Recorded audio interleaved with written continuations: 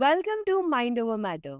Today, we are joined by Sam Jung, founder of Powerhouses with Purpose and a leader who helps women step into sustainable success by aligning leadership with values. With over 15 years in business development, executive support, and leadership coaching, Sam knows that resilience isn't built on hustle alone, it's built on clarity, alignment, and identity level transformation. Welcome to the show, Sam. It's an honor to have you. Thanks, Anya. It's an honor to be here. Mhm. So, Sam, you talk about leading from values.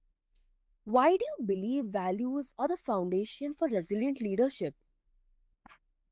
I think that our values really help us understand what it means to be resilient on a very individual level. So, our values will give us a clear path to where our boundaries need to lie, which I think can help prevent us from dipping into burnout, which is far too common in our culture and in our workforce.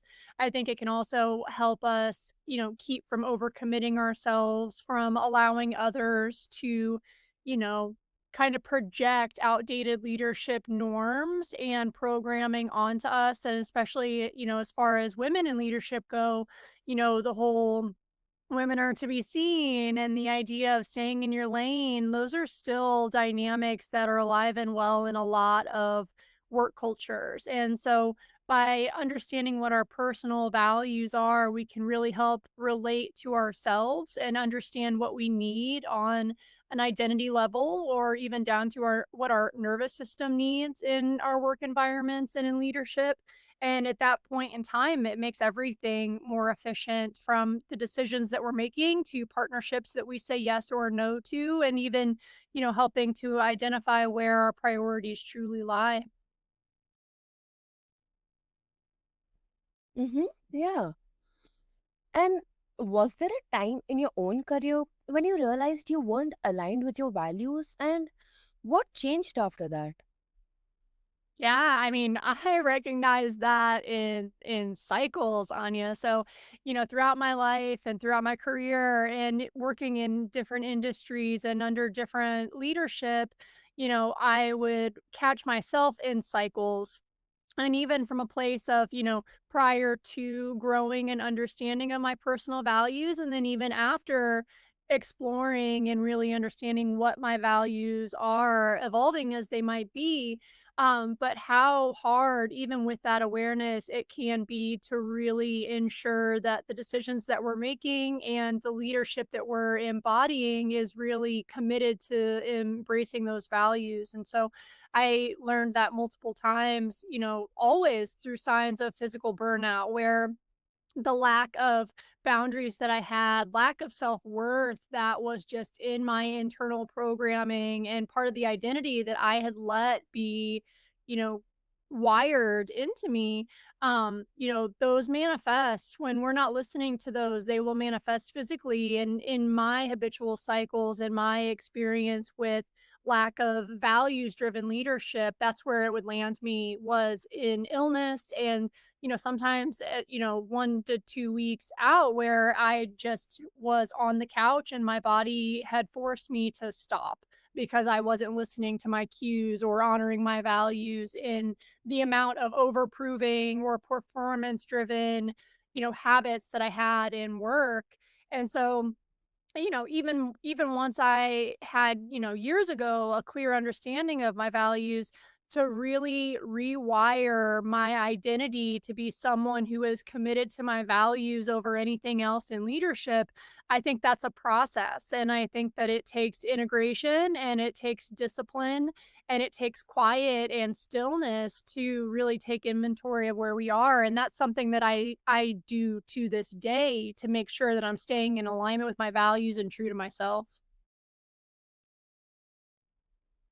Mm-hmm. And that's such a real reminder because sometimes resilience isn't about pushing harder. It's about returning to what matters most. Right. Yeah, and the adaptability, right? our the way our values would show up in one environment will could be entirely different in how they're going to show up in a different environment with a different team or with different stakeholders that you're meeting with, right? So to understand how there needs to be flexibility and there needs to be a certain level of adaptability in how we're applying our values. They're not meant to be rigid. Just as boundaries aren't meant to be rigid, the way that we integrate our values into how we hold space in this world and how we invite change in this world, there has to be adaptability. And through adaptability is, an ultimate form of resilience, I feel. Yeah, 100%. And burnout is such a common thread in leadership today.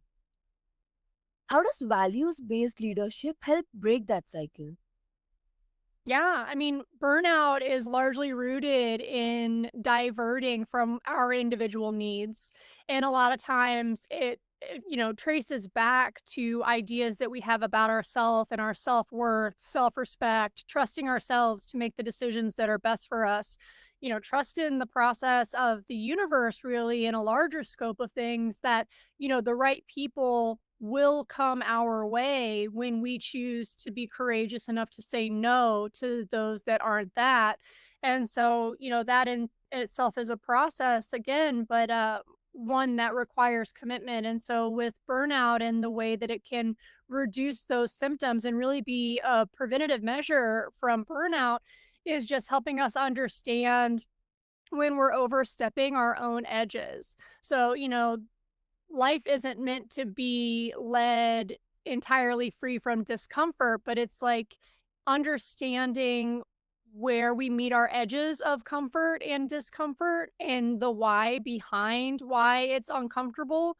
I think the answers to that question of why also lies in our values. And when we're listening to those things, when we're listening to those quiet voices within that are helping us understand that the people that we're surrounding ourselves with might not be in alignment with our values of integrity, of well being, in honesty, and in transparency, in being committed to a goal that really serves a community from a heart centered space. The list of values that we have to choose from are really pretty endless, but I think that they really help us hold strong to who we are. And they help us also relay what that means to those around us so that we can be better communicators and better leaders and better stewards to our well being. Yeah, definitely. And what's one sign leaders can look for that shows they're heading towards burnout instead of resilience?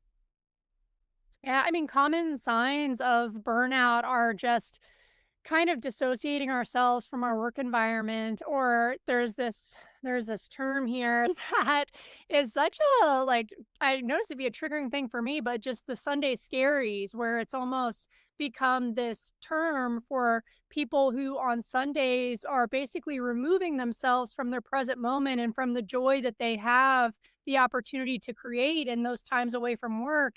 And they're solely focused on being so bummed out about going back into a work situation on a Monday that it's removing their opportunity to really make the most of their lives in that time away from work. And so I think that just, really not feeling any sense of joy or fulfillment about the work situation that you're in, about the team that you're working with, or the leader that you're supporting. I think that that's a main thing. And again, not to say that you're going to have a life free from discord or disconnect or, be demanded to have practices of clearer communication. Sure, those things are going to happen too, but I think there's a difference between growth opportunities and really catching when we're not in alignment and where we soulfully want and need to be.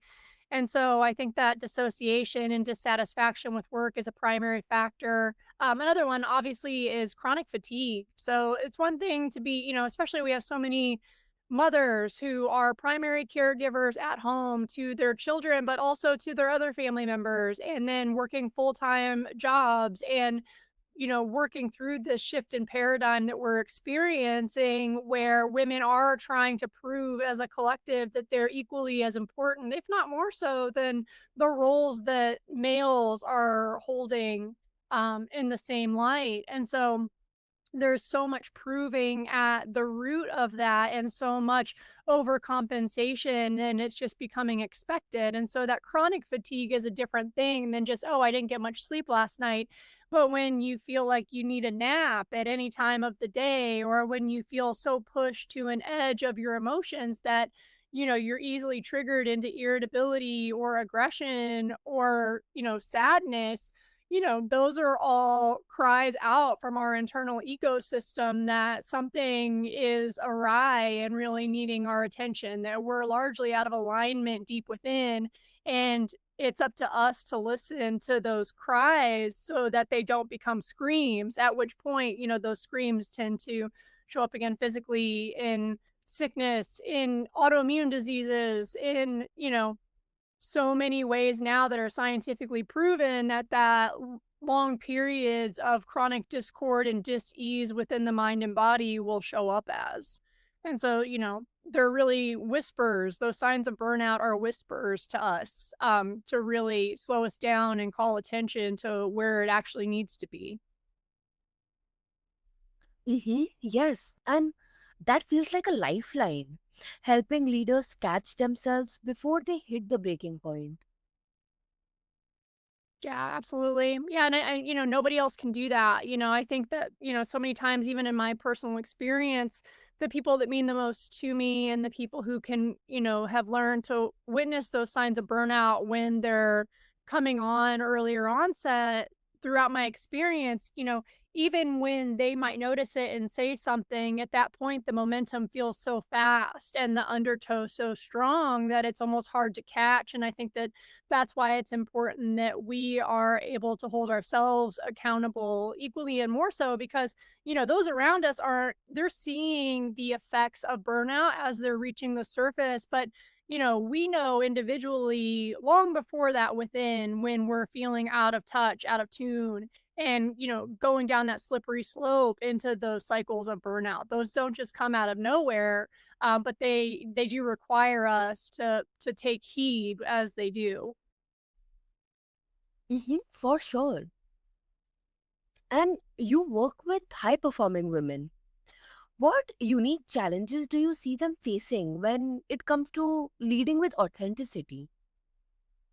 Yeah, I mean, so many of the women that I have worked with are riding this line of being strong in their masculine attributes, as far as, the amount of doing that they have felt clear and strong and confident in doing, yet still feeling reprimanded when their feminine aspects, which really set them apart in an important way in business and development and leadership, when those more feminine aspects come out, that they're taken less seriously, or that they're labeled derogatory terms because they're used to being held in this light of assertiveness. So whenever something softer comes out, they're somehow less qualified or less capable.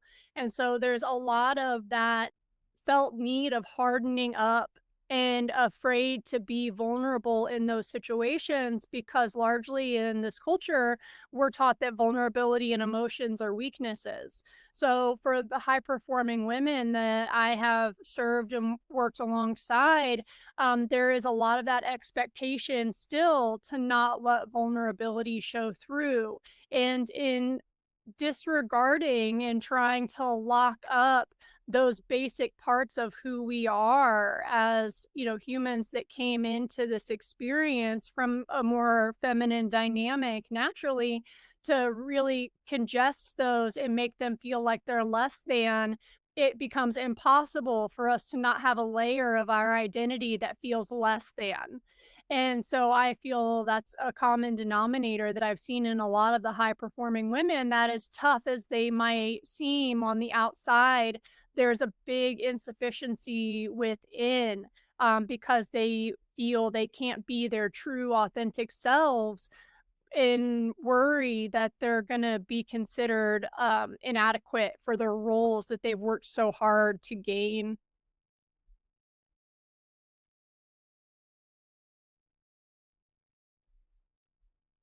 Yeah, makes sense. But how do they begin to replace who they were told to be with who they want to be?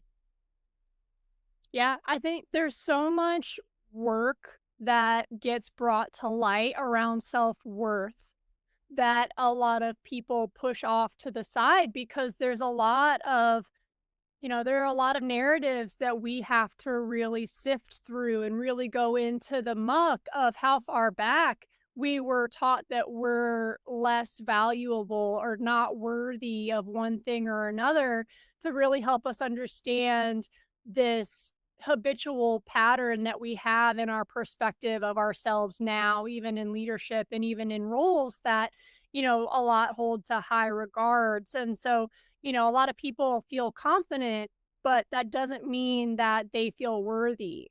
And so that's one of the biggest steps is really understanding how to reprogram our minds and rewire our identities to understand that we are worthy of honoring our values and we are worthy of working in cultures and environments where our values are appreciated and where our true selves can be embraced and celebrated in their wholeness. And so it really comes down to, it's hard to trust ourselves to make those decisions and to uphold our boundaries if we don't feel worthy. And it's really hard to be honest with ourselves and honest with others if we don't feel worthy. And so, going back to the root of it, just as a trend that I've noticed in a lot of these high performers is there's a root of worth that really needs to be tended to. Right. And that shift in identity is so powerful because it's not just strategy, it's soul work. Yeah, absolutely. Yeah, and I think that's what really it comes down to with identity level shifts. It goes beyond the physical, which is a hard thing for some people to grasp, especially in some industries that are, high in their analytical models and in their, procedures that focus so much on the tangible. It can be a little bit harder to open up to the internal and going within.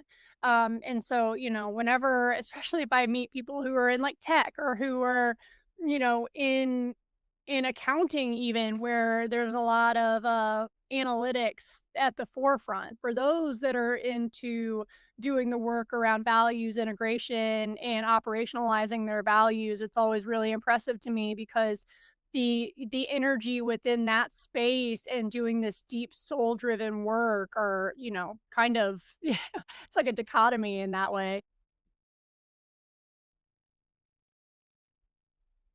Yeah.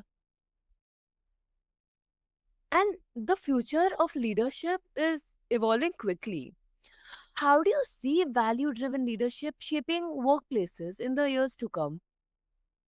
Yeah, absolutely. I mean, it's already happening. And, we see more and more studies that are being released that are really shining a light onto the percentages of leaders and especially women and especially minority women that are chronically experiencing the symptoms of burnout. And so with more and more people being aware, it takes awareness, right, to have any kind of change come about. And so with this much awareness and this many people that have now reached these leadership roles and are having shined light onto where there are insufficiencies in the care that's being offered to leaders in a lot of work cultures.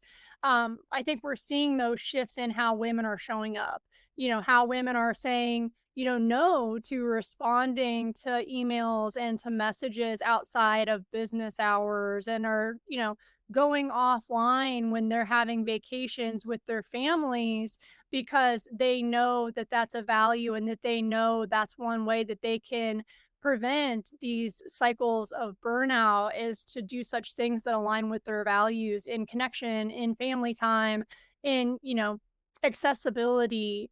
And so I think we see more and more people who are putting words to it and putting protective boundaries around themselves based on what they know that they need. So we're already seeing those things happen. And I personally have seen countless people that whenever me in these environments, am really practicing and committing to relaying these boundaries or supporting other team members in honoring their boundaries and their values and their truth, it becomes contagious. And so I think that, just as that conditioning that has put people in harmful work environments, it came to form over time. I think we're seeing that now. The same is happening for more aware and inclusive and sustainable work environments. So I think it's just the reflection of time's commitment, and we're already watching it unfold.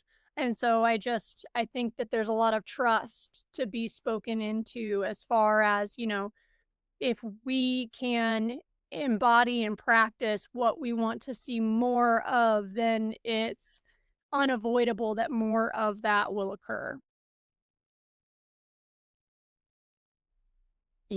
Definitely. But do you think organizations that ignore values will struggle to attract and keep great leaders? Absolutely. Yeah, I think that vibrationally, um, it is scientifically impossible for someone that has such a level of awareness and commitment to high level values to be in a toxic environment for long.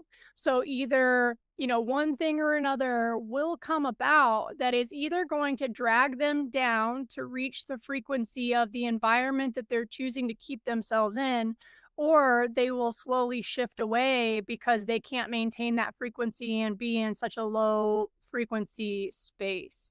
So it's, I think that that will, and that's not to say that those businesses will be less successful from the outside per se. I think that they still have the ability to be successful in ways that, meet their numbers. But as far as, inviting quality people who are committed to their values and really changing the dynamic of work culture, I think you have to have an interest in that in order to align with leaders that are committed to embodying those principles and practices. Yeah, and that's inspiring. It shows us that leadership can be a force for culture change, not just profit.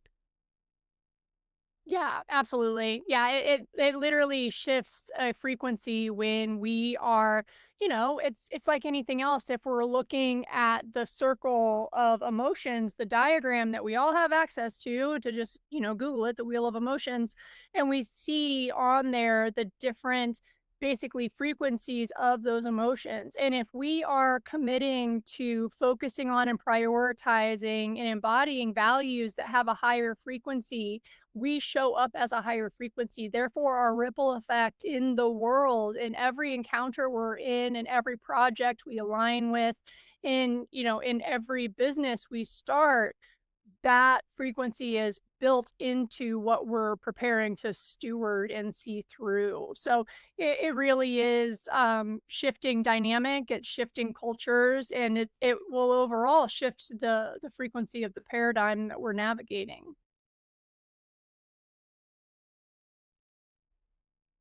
100%. And what an empowering conversation with Sam Jump.